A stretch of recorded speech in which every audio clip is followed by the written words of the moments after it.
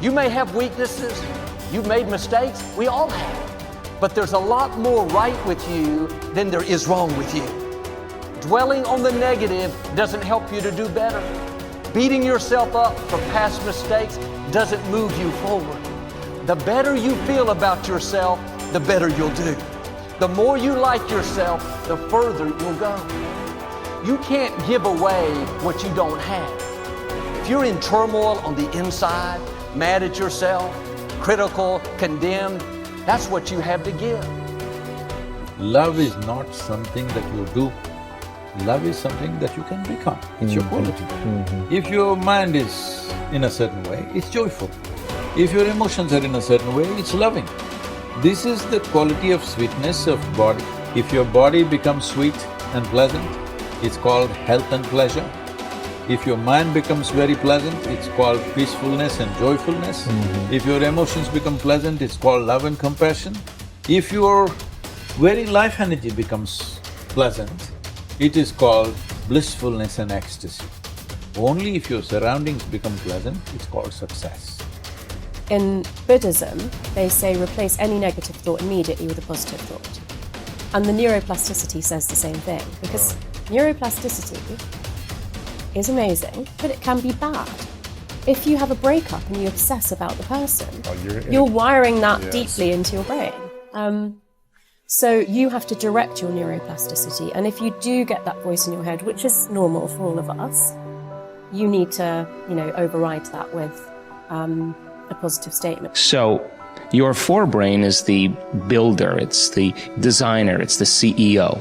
And when you begin to speculate possibilities, when you start to think about a better way to do something, or something you want to experience, or something you want to do, or some future event, it's an amazing phenomenon, because researchers are beginning to show that not only do we remember a past, but the brain actually can remember a future.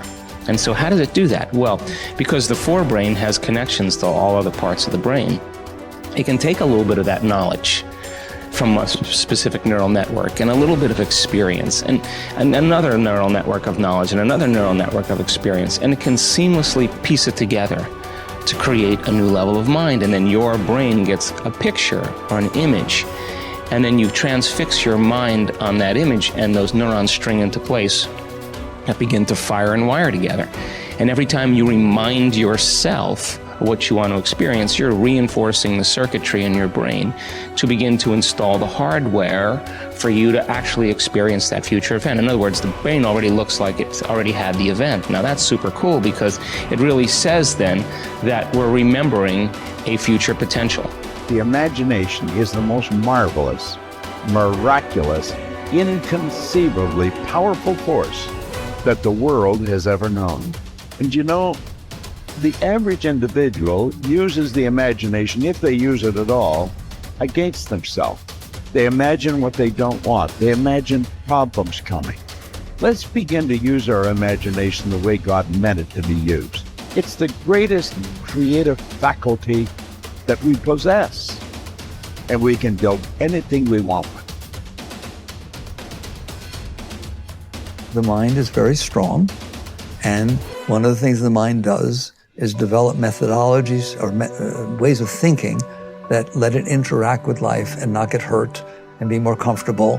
And it's the ego. When we develop a self-concept, and we change it throughout our lives, but in general, there's a self-concept sitting under there saying, I was the one that did this, and I was the one that went to this school, and I'm the one that went there, and the one that my father left or stayed, or whatever the hell it is, And basically, all of this unfolds, and you end up developing patterns of thinking based upon the experiences you've had, all right? And what I'm saying, at least certainly in my experience, is that's not what makes you wake up. That's what keeps you from waking up, all right? The fact that you're identifying with these past experiences and saying that's who I am, well, it's not who you are. You are watching your ego, you see it get upset, you see it fix things, you see it have concepts and views and et cetera, and even you're obviously very intelligent, you can use your intellect to support the ego, to support that, and so on, right? Man's greatest burden is unfulfilled potential. Man's greatest burden is unfulfilled potential. And I say, when I look at the audiences, And I know that maybe only 1% are going to achieve their potential. Not fully. I still haven't fulfilled my potential, but unfulfilled potential is man's greatest burden. And it breaks my heart because I know what you kids are capable of. I know I've had kids with 80 IQ to 180 IQ that I mentored that have done big deals. Actually, the 80 IQ did better than the 180 IQ. Okay, and I know what they're capable of, and I know how 10 million or 100 million or whatever the number is changes lives, and then all of a sudden, you know, you believe that you can walk on water. You believe that you can take a loaf of bread and feed however many he was supposed to have fed, and make water into wine. And when you believe it, see, the true test of a leader is when you've trained other people to be leaders. It's in you, kids. I mean, you can do it if you want it bad enough, and you stay focused and you're willing to maintain that commitment. I have to go become more confident. I have to go become a person capable of doing these things. I have to change myself to get there. I can't wait for circumstances to change so I can have my dream. Then our dreams would never happen. We have to get to the point of maturity in our lives where we say, okay, 2 things are going to change my life. Something new is going to come into my life and make me lucky and blessed. And maybe I can't count on that forever. And maybe now instead I have to consciously design my life and say, okay, now if I want to change, if I want my dream, something new has to come from me. I'm going to become a better person. I'm going to become a person who is more optimistic, who is more confident, who is more driven. Not because I am that now, but because we can grow. That you can become the type of person who you need to be to achieve your ideal life. You can start today living from your highest ideals, your highest sense of self, your strongest sense of self. You don't need permission. You don't need a guy like me to look at the video camera and say, you have now permission. But if you've been waiting for it, you have permission. It's like at some point in your life, you just say, okay, I have permission to become my best self. And by becoming your best self, you start to achieve your best things. You start to contribute better things. You start to become a better human being. You can do that now, today. So next time you're thinking about a big dream, don't think about the things that, well, I don't know how to do that, and stop. Think, I don't know how. So set it up on your calendar to go learn those things. I don't have that, then set it up step by step to go build that. I'm not like that, then set it up step by step to go develop those skill sets and those competencies so you can become that, and ultimately you can achieve that dream. It's there, it's waiting for you. Don't stop. We are what we repeatedly do. Excellence then is not an act, but a habit. You are your most valuable asset. Your life, your potential, and your possibilities are the most precious things you have. Thus, your great goal in life should be to fulfill that potential and become everything you are capable of becoming. Your ability to learn, grow, and fulfill your potential is unlimited. Today, people are graduating from high school and college in their 70s, learning new subjects and developing new capabilities. Your ability to learn and remember can continue throughout your life if you keep your brain alive, alert, and functioning at its best. Your most precious financial asset is your earning ability. Your ability to work is your primary source of cash throughout your life. You could lose your home, your car, your bank account, and everything you own, but as long as you have your earning ability, you can earn it all back, and more, in the months and years ahead. Your biggest investment, most people don't realize this. They take their earning ability for granted. But it has taken you your entire life to develop your earning ability. Every bit of education, experience, and hard work that you have invested in learning your craft and developing your skills has gone into building this asset. Your earning ability is very much like a muscle. It can increase in strength and power year by year as the result of regular exercise. Likewise, the opposite is true too.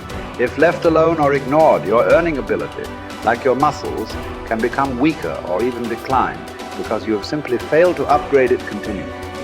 In other words, your earning ability can be either an appreciating or a depreciating asset.